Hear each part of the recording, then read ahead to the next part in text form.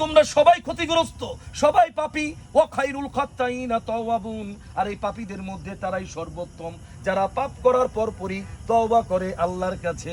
আমার আল্লাহ রাব্বুল আলামিন পিয়ারা হাবিবকে ডাক দিয়ে বলেন, কুল ইয়া ইবাদিয়াল্লাযিনা আশরাফু আলা আনফুসিহিম লা তাকনাতু বিরাহমাতিল্লাহ ইন্নাল্লাহা ইয়াগফিরু যুনুবা জামিআ ইন্নাহু হুয়াল গাফুরুর রহিম। হে নবী, আপনি বলে দিন, ও আমার গোলাম, ও আমার বান্দা, যা জুলুম করেছো নফসের উপর, অন্যায় করেছো, অপরাধ করেছো, আমার রহমত হতে নিরাশ হইও না।